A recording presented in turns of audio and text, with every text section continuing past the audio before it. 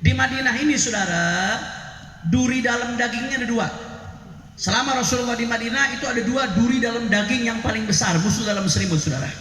Kalau kita baca sejarah, yang pertama Yahudi.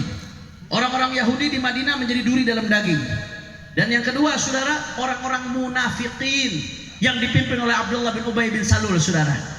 Itu walaupun zahirnya ngaku Islam, tapi tidak ikhlas menerima keislamannya, batinnya penuh kekufuran saudara. Orang-orang munafikin.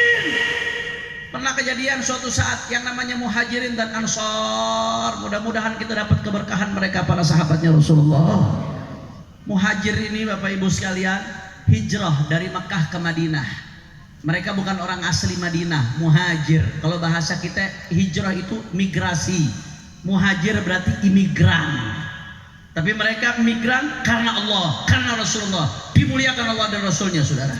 Muhajir, imigran. Ansor itu orang-orang pribumi asli Madinah saudara. Muhajirin dan Ansor hidup damai, hidup tentram. Orang-orang munafik gak terima, pengen ngadu domba saudara. Pernah suatu saat ada satu orang muhajir berantem sama satu orang Ansor. Ini berantem urusan satu orang dengan satu orang lainnya, person to person, antara satu orang dengan satu orang. Saya mau tanya, di satu masyarakat ada satu manusia berantem dengan satu manusia, kejadian seperti itu di masyarakat biasa atau tidak? Wajar atau tidak? Wajar saudara. Person to person, ada satu orang punya masalah dengan orang lain, wajar, manusia bukan malaikat saudara.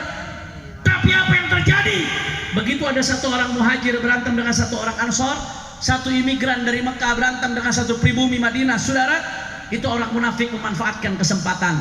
Mereka ingin perluas konflik dari berantem perorangan menjadi perang kelompok saudara.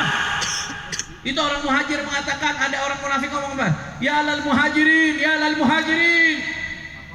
Kaum imigran, kaum imigran, ini pribumi mau hajar kita. Ya lal ansor, ya lal ansor. Kaum pribumi, kaum pribumi, ini imigran mau hajar kita. Yang tadinya ribut antara person to person, satu orang dengan orang lainnya, pengen ditarik keributannya supaya besar, supaya perang antar kelompok. Kurang ajar saudara. Nabi SAW begitu dengar kejadian itu saudara, Nabi mengatakan, ma balukum da'wal jahiliyah. Ada apa kalian? Kok pakai cara-cara jahiliyah? Kata Rasulullah, mau perang kelompok, perang etnis, kalian mau pakai cara jahiliyah. Nabi marah, kata sahabat, ya Rasulullah, itu ada satu orang muhajir berantem sama satu orang Ansor, makanya ada yang ngajak kaumnya supaya ikut ribut juga, ngebelain. Apa kata Nabi Muhammad? Da'uha fa innaha muntinah, da'uha fa innaha muntinah. Kata Nabi, tinggalkan tuh cara-cara begitu, ribut antar kelompok, ribut antar suku, fanatisme golongan. Kata Nabi, tinggalkan cara-cara jahiliyah seperti itu. Fa innaha muntinah. Nabi menyebut itu cara-cara bau bangkai saudara. Masya Allah. Kira-kira sampai sini jelas atau tidak? Kurang keras, jelas atau tidak? Sadayana parantos ngartos. Alhamdulillah. Kalau begitu jawab yang kompak. Nabi mempersatukan umatnya, hebat atau tidak? Cara Nabi mempersatukan umat dahsyat atau tidak? Cara provokasi yang dilakukan oleh kaum munafik jahat atau tidak? Provokasi adu domba antar etnis, imigran dengan pribumi, jahat atau tidak? Bahaya atau tidak? Takbir. Sallu ala Nabi. Jam sabaraha itu? 11:30. Lanjut apa jangan? Lanjut. Kurang semangat. Lanjut enggak? Lanjut. Ini kalau di Jakarta jam segini banci aja udah tobat ini. Orang Purwakarta jam segini masih ngaji. Lanjut enggak? Lanjut. Masih semangat? Yakin? Betul. Saya mau dengar dulu semangatnya orang Purwakarta. Sedayana angkat tangannya. Takbir. Takbir. Sallu ala Nabi. Saudara, dari apa yang tadi telah saya sampaikan kita bisa ngambil beberapa pelajaran, al-ibar wal izat. Apa pelajaran yang bisa kita petik saudara? Yang pertama, kita sudah disatukan oleh baginda Nabi besar Muhammad sallallahu alaihi wasallam. Ya, di antara kita ada perbedaan suku. Ya, di antara kita ada perbedaan budaya. Ya, di antara kita ada perbedaan warna kulit. Ya, di antara kita ada perbedaan kelompok, perbedaan politik, perbedaan ormas. Ya, itu sunnatullah, perbedaan. Tapi di tengah perbedaan yang ada di antara kita, kita diikat dengan hablullahil matin, dengan tali Allah yang begitu kuat. Apa tali yang mengikat? La ilaha illallah Muhammadar Rasulullah sallallahu alaihi wasallam. Wa'tasimu bihablillahi jami'an wa la tafarraqu. Kalau sudah kita diikat dengan tali la ilaha illallah Muhammadur Rasulullah, diikat dengan tali Islam, maka Allah pesan jangan bercerai-berai. Nggak boleh bercerai-berai apapun alasannya, mau alasan suku, alasan etnis, alasan kelompok, alasan ormas, alasan politik. Haram membuat kita bercerai-berai, saudara. Betul? Betul? Masya Allah, apalagi kita ini disatukan oleh Nabi. Banyak unsur pemersatu di antara kita. Jawab yang kompak sama-sama. Yang jawab saya doain rezekinya meluber insya Allah. Tuhan kita satu, siapa? Allah. Orang keras, Tuhan kita satu, siapa? Allah. Nabi kita satu, siapa? Nabi Muhammad SAW. Kitab suci kita satu, apa? Al-Quran. Kemudian kiblat kita satu, apa? Ka'bah. Wal muslimuna ikhwanuna, umat Islam semua saudara kita, betul? Rukun Islam kita semua adalah 5, betul? Rukun iman kita semua adalah 6, saudara, betul? Kalau Tuhan kita satu, Nabi kita sama, kitab suci kita sama, kiblat kita sama, rukun Islam kita sama, rukun iman kita sama, apalagi ditambah kita semua sama-sama Endo. Kenapa kita bercerai-berai, saudara? Kenapa kita masih bisa dipecah belah dengan isu apapun? Haram, saudara. Kira-kira jelas atau tidak? Jelas atau tidak? Oke, saya mau tanya semua jawab yang kompak. Semuanya Purwakarta siap bersatu? Siap. Kurang keras, kurang semangat. Siap bersatu? Siap. Siap rapatkan barisan? Siap. Siap jaga persatuan? Siap. Apa mau dipecah belah? Siap. Mau dipecah belah dengan isu fanatisme kelompok? Siap. Mau dipecah belah dengan isu fanatisme etnis? Mau dipecah belah gara-gara fanatik golongan? Mau dipecah belah gara-gara fanatik politik? Mau dipecah belah gara-gara fanatik ormas? Siap bersatu?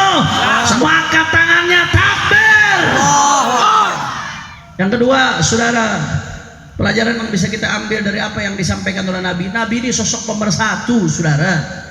Rasulullah SAW adalah sosok yang memanusiakan manusia. Nabi nggak pandang tuh manusia apapun etnisnya, apapun warna kulitnya, dari golongan manapun, selama dia bertakwa kepada Allah, itu yang mulia. Saudara, kalau kita lihat orang-orang jahiliyah dulu, salah satu memandang kemuliaan orang dari warna kulit. Orang hitam itu dulu nggak dihargain, saudara. Etnis-etnis tertentu nggak dihargain sama orang jahiliyah. Bukan hanya di Arab, di berbagai peradaban saat itu. Bahkan kalau kita lihat jahiliyah modern, itu kalau kita lihat Amerika sampai 50 tahun yang lalu, Amerika, Eropa, itu masih sangat rasis dan diskriminatif terhadap orang-orang kulit hitam, saudara. 50-an tahun yang lalu di Amerika itu belum ada orang kulit hitam boleh jadi pejabat.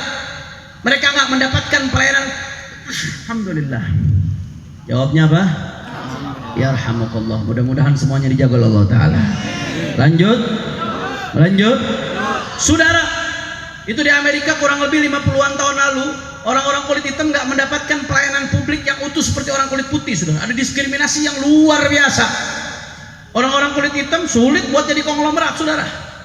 Itu di Amerika terjadi. Baru belakangan ada undang-undang anti diskriminasi ras, itu baru belakangan. Sampai 50 tahun lalu Amerika yang katanya kiblatnya demokrasi barat, katanya kiblatnya peradaban, saudara, tapi mereka masih rasis. Bahkan sampai sekarang, saudara, kalau kita lihat di pertandingan sepak bola di Eropa, kadang-kadang pemain kulit hitam dihina gara-gara warna kulitnya. Sampai-sampai di pertandingan sepak bola di Liga Champions di mana ada tulisan "Say no to rasisme", saudara. Karena itu masih ada sampai sekarang. Tapi kita udah diajarkan oleh Rasulullah 140 tahun yang lalu, 14 abad yang lalu, untuk menghapus sekat-sekat jahiliyah seperti ini, saudara. Alhamdulillah. Pernah suatu saat, Bapak Ibu sekalian, Sayyidina Bilal bin Rabah, muadzinnya Rasulullah SAW. Sayyidina Bilal bin Rabah ini luar biasa. Beliau awalnya seorang budak itu zaman dulu diperjualbelikan, saudara. Tapi setelah masuk Islam, dibeli oleh Sayyidina Abu Bakar Siddiq, dimerdekakan, dimuliakan semulia-mulianya. Rasulullah jadikan beliau seorang muadzin. Sayyidina Bilal bin Rabah bahkan beliau masih hidup di dunia, tapi suara sendalnya udah kedengeran di sorga, saudara. Allahumma sholli ala Muhammad. Mudah-mudahan kita dapat keberkahan Sayyidina Bilal bin Rabah.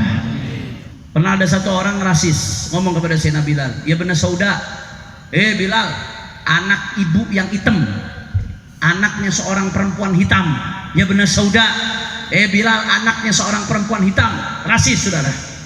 Begitu Bilal dihina seperti itu, yang jawab bukan Bilal, yang jawab Rasulullah sallallahu alaihi wasallam. Rasulullah nggak terima. Kata Rasulullah, ayyartahu bi ummih, kamu ngina Bilal gara-gara ibunya yang hitam? Ayyartahu bi ummi, kamu ngina Bilal gara-gara ibunya yang hitam?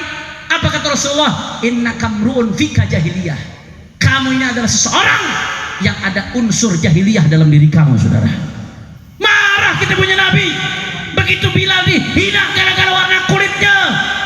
Ini ajaran Rasulullah. Orang barat masih rasis sampai 50 tahun yang lalu, tapi Nabi Muhammad 1400 tahun lebih yang lalu sudah mengajarkan kita untuk tidak rasis, saudara. Allahumma sholli ala Muhammad. Jawab sama-sama. Berarti kita ngina orang gara-gara warna kulit boleh ente? Ngina orang gara-gara pesek boleh ente? Termasuk ngina orang gara-gara mata sipit boleh ente? Ngina orang gara-gara etnisnya boleh ente?